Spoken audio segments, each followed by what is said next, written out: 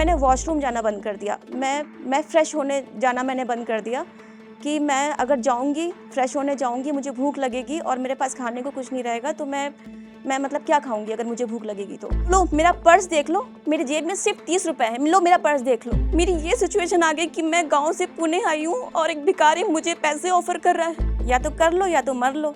But नहीं, यहाँ पे तो मर नहीं रहे हो आप, आपको तो करना ही है। मैंने कहा मैं करूँगी, मैंने तैयारी की।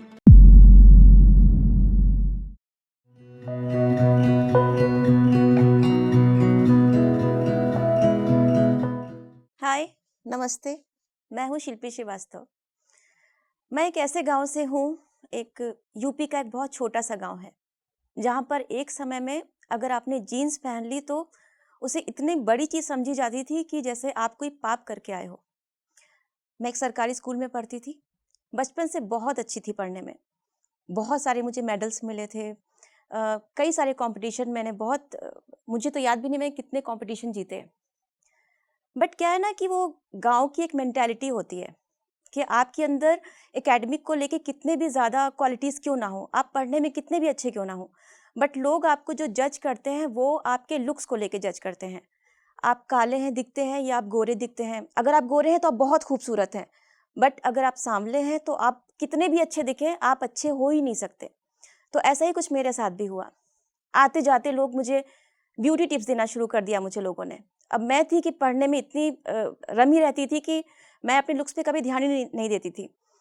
एक समय ऐसा आया कि मैं डिप्रेस सी होने लगी अपने लुक्स को लेके। मुझे ऐसा लगने लगा कि शायद मैं दुनिया की सबसे बुरी और सबसे बदसूरत लड़की हूँ। बैठी रही और सोचा कि चलो आज ट्राई करते हैं, चलो अपने लुक्स पे काम करते हैं। लोग इतना बोल रहे हैं तो। मैं गाँव में थी, लाइट नहीं थी, लालटेन थी, उसकी रोशनी थी, तो मैंने एक फेस पैक लिया और उसमें हल्दी मिलाई आधा चम्मच, और जब फेस पे लगाया तो जब वो सूख रहा था तो बहुत ज़्यादा फेस मेरा जल रहा था। मैं सहती गई, मैंने कहा हल्दी असर कर रही है, अभी मैं खूबसूरत दिखूँगी। जब मैंने फेस धोया तो इतना ज़्यादा मतलब मेरी तो हालत ख़राब हो गई, पूरे घर वाले मेरे पास आ गए कि क्या हो गया? बाद में पता चला कि वो फेस में हल्दी की जगह पे लाल मिर्ची पाउडर मिल गया था, जो मुझे अंधेरे में लालटेन की रोशनी में दिखाई नहीं दिया। मैं परेशान रही और अकेले में बहुत रोई, और रोते-रोते मैंने सोचा क्यों? क्यों लोग इतना रंग को लेके, रूप को लेके इतना परेशान मुझे करते हैं या बाकी लोगों को? फिर मैंने कहा नहीं, अब मैं अपने आप को इतना ज़्यादा मिरर में देखना शुरू कर दिया था कि मुझे लगा कि अभी मैं बुक से हट के, जो मैं किताबों में अच्छी थी, मैं उससे हट के अपनी खूबसूरती निहारती रहती हूँ। मैंने वो सब कुछ छोड़ दिया और वापस से अपनी पढ़ाई में लग गई। एक समय आया कि जब मुझे लगा कि अब मुझे गाँव से बाहर निकलना है, क्योंकि अगर मैं गाँव में रही तो मैं सिर्फ़ खूबसूरती ही में लगी रह जाऊँगी और मैं कभी अपने टैलेंट को आगे बढ़ा नहीं पाऊँगी। पढ़ने में अच्छी थी इसलिए मैं बाहर निकल गई। मैंने बोला मम्मी से, पापा से कि मुझे आगे की कॉम्पिटिशन की तैयारी करनी है और मैं कोचिंग में एडमिशन लूँगी। अ, गाँव से 40-45 किलोमीटर की दूर पे लखनऊ मेरा शहर था। अच्छा, तो मैंने वहाँ पे निकली और मैंने एडमिशन लिया कोचिंग में, और 5,000 की जॉब भी वहाँ पे जॉइन की। हॉस्टल का किराया देना, कोचिंग की फ़ीस देना, प्लस अपने आप को सर्वाइव करना मेरे लिए बहुत मुश्किल हो रहा था। एक समय था कि जब मेरे पास खाने की कमी होने लगी। मुझे लगा कि अब मैं अगर अपने घर में बताऊँगी कि मेरे पास खाने को पैसे नहीं बच रहे हैं या मैं सर्वाइव नहीं कर पा रही हूँ, तो वो मुझे वापस बुला लेंगे। और मैं वापस से गाँव नहीं जाना चाहती थी, मैं वो ज़िंदगी नहीं जीना चाहती थी, तो जो मैं लोगों को देख रही थी, खेतों में काम करना, सुबह से शाम तक वही खाना बनाना, चूल्हे में बैठना, फिर सो जाना। मुझे वो सब नहीं करना था। मैंने घर पे बात छुपाई और मैं अब किसी तरह कोशिश कर रही थी सर्वाइव करने की। नौबत ये आ गई कि मेरे पास राशन जब बहुत ही कम बचने लगा, ऐसा लगा अब 2 दिन का राशन मुझे 4 दिन चलाना है, तो मैंने वॉशरूम जाना बंद कर दिया। मैं फ्रेश होने जाना मैंने बंद कर दिया कि मैं अगर जाऊँगी, फ्रेश होने जाऊँगी, मुझे भूख लगेगी और मेरे पास खाने को कुछ नहीं रहेगा, तो मैं मतलब क्या खाऊँगी अगर मुझे भूख लगेगी तो? ऐसा 2-2 3 दिन तक मैंने बंद कर दिया और राशन मेरा 3 की जगह 6 दिन चलने लगा। बट इसकी वजह से मुझे बहुत ही हेल्थ के इश्यूज़ आने लगे, मुझे मेंटल प्रेशर भी बहुत आने लगा। एक समय बाद मैं बहुत टूट गई। मैंने कहा छोड़ो ये सब स्ट्रगल, ये गाँव की लाइफ़ नहीं चाहिए। मैं घर पे जाती हूँ और पापा-मम्मी को एटलीस्ट वहाँ भरपेट खाने को तो मिलेगा, अच्छे से रहूँगी तो। फिर लगा नहीं, वही लाइफ़ तो छोड़ के आई हूँ, अब मैं कैसे वापस से उसी जगह चली जाऊँ। मैंने कहा नहीं, कुछ तो और करना पड़ेगा। तो मैं जहाँ पे कोचिंग जाती थी वहाँ पे मेरे दोस्त की एक एडवाइस पर उन्होंने बोला कि पुणे जाओ, वहाँ पर अच्छी जॉब है, अच्छा करियर बन सकता है तुम्हारा, तुम वहाँ पर जाओ। मैं पुणे के लिए मैंने मम्मी-पापा से परमिशन लिया वापस से घर पे बवाल हुआ, क्योंकि एक छोटे से गाँव से निकल के डायरेक्ट पुणे जाना कोई बड़ी मतलब छोटी बात नहीं थी। मैं गई, 6,000 रुपए पापा ने दिए कि ये लेके जाओ। वो 6,000 रुपए वो ज़्यादा थे, कम थे, मुझे पता नहीं था, बट मैं वो लेके गई। स्ट्रगल करना शुरू किया। पुणे में और मेरे गाँव में बहुत ज़मीन आसमान का अंतर था। वहाँ का कल्चर, यहाँ का कल्चर बहुत ही अलग था। वहाँ पर भी एक समय ऐसा आया स्ट्रगल करते-करते कि मेरे जेब में सिर्फ़ 30 रुपए बचे। वो 30 रुपए मुझे जॉब के लिए, मैं इंटरव्यूज़ देने जाती थी। मुझे खाना भी खाना था। मुझे महीने आगे पता नहीं कब मुझे जॉब मिलेगी, मुझे वो भी नहीं पता था।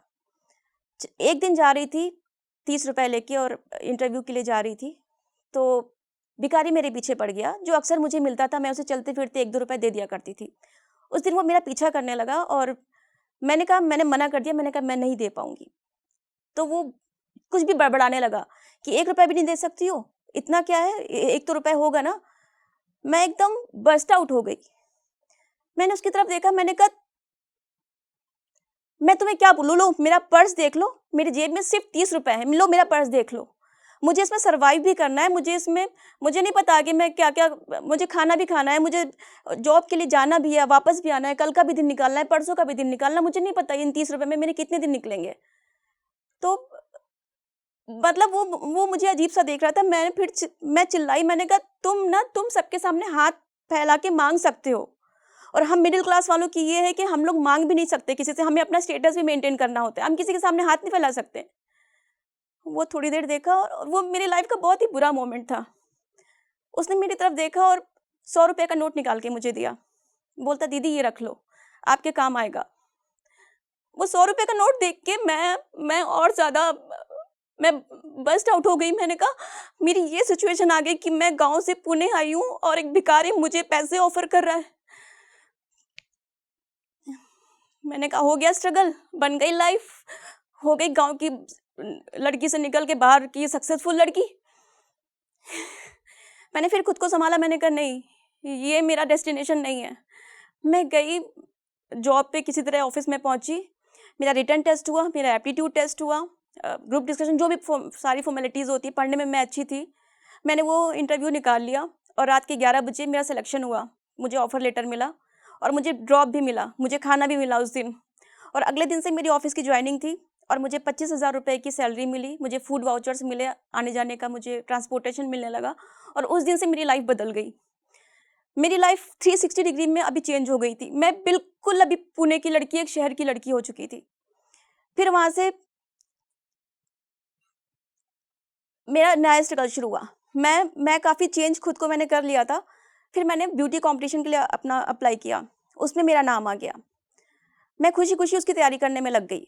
इसी बीच मैं सीढ़ियों पे गिर गई और मेरी स्पाइन में चोट आ गई। मेरे 8 स्टिचेस लगी स्पाइन में।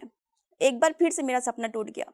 मैंने कहा नहीं, मैं अब मैं ये ब्यूटी कॉम्पिटिशन में भाग नहीं ले पाऊँगी। फिर लगा कि एक ही लाइफ़ मिली है, एक ही बार सब मौके मिलते हैं, बार-बार नहीं मिलते। मुझे करना था, मुझे किसी भी हाल पे ये करना था। डॉक्टर ने बोला कि 2 महीने से पहले बेड रेस्ट से आप उठ नहीं सकते, आपको बेड रेस्ट करना ही पड़ेगा, और no heels, no travel, no forward bending, back bending, no long time standing etcetera, सब चीज़ें। मैं लेटे-लेटे यही सोच रही थी कि ज़्यादा से ज़्यादा क्या होगा, मरूँगी नहीं ना, एक चांस लेके देखते हैं।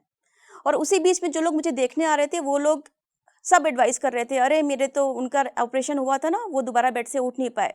किसी और का भी ऑपरेशन हुआ था ना, एक हमारे वो जानने वाले थे, उन्हें ना न्यूरो की प्रॉब्लम हो गई, वो उनको लकवा मार गया। ऐसी-ऐसी बातें मेरे पास, नेगेटिव बातें हो रही थी, बट मुझे उस माहौल में खुद को पॉजिटिव रखना था। मैं बहरी हो गई कुछ महीनों के लिए और मैंने अपने ऊपर लेट के, मेरे गले के अलावा मैं नीचे से हिल नहीं सकती थी। मैंने सिर्फ़ खाने में कमी की कि मैं खाने वाइज़ ही अपनी खाली प्रिपरेशन कर सकती हूँ, उसके अलावा कुछ नहीं कर सकती थी। 1.5 महीने बाद जब बेड से मैंने पहला कदम रखा, तो मेरे पैर काँप रहे थे। मेरे पैरों में बिल्कुल ताकत नहीं थी। किसी तरह मैं चली, फिर मैं बेड पे बैठ गई। मैंने कहा नहीं, ये ब्यूटी कॉम्पिटिशन मेरे बस की बात नहीं है, मेरे से नहीं हो पाएगा, मैं चल ही नहीं पा रही हूँ, मैं कैसे वॉक करूँगी? फिर मुझे वही याद आया कि या तो कर लो या तो मर लो, बट नहीं, यहाँ पे तो मर नहीं रहे हो आप, आपको तो करना ही है। मैंने कहा मैं करूँगी। मैंने तैयारी की। 1 हफ्ते में मैं वॉक करना मैंने शुरू कर दिया। वो दिन आया, मैंने 3 इंच की पेंसिल हील पहनी, पहले दिन जब मैंने पहना मुझे लगा मेरी जान निकल जाएगी। मेरी स्पाइन में इतना ज़्यादा खिंचाव हो रहा था कि मैं ही जान पा रही थी वो। मैंने वॉक किया, कॉन्फिडेंट वॉक किया, जो भी क्वेश्चन आंसर्स थे मैंने राउंड क्लियर किया और मैंने वो कंपटीशन सिटी लेवल पे जीता। फिर मैं आगे स्टेट लेवल पे गई। तो ये थी मेरी जर्नी। अभी मैं मुंबई में कास्टिंग कर रही हूँ, एज एन एक्टर भी मैं काम कर रही हूँ। मैं सभी फीमेल से यही कहना चाहती हूँ कि आपको आपके खुद के अलावा कोई और हरा नहीं सकता। आपकी विल पावर इतनी स्ट्रांग है कि उसके आगे कोई भी अड़चन बहुत छोटी होती है। तो अपनी इनर स्ट्रेंथ को समझिए और आगे बढ़िए। और हाँ, रिस्क लेने से कभी भी पीछे मत हटिए, क्योंकि अगर हम गिरते भी हैं ना तो हम पहली वाली जगह से आगे होते हैं। Thank you. एक ऐसा कोर्स जो घर बैठे आपको स्किल्स भी सिखाए और जॉब भी दिलाए। जोश talks jobs for women course के साथ इट इज पॉसिबल। करिए अपने करियर की नई शुरुआत जोश टॉक्स के साथ। ज्यादा जानकारी के लिए click on the link in description.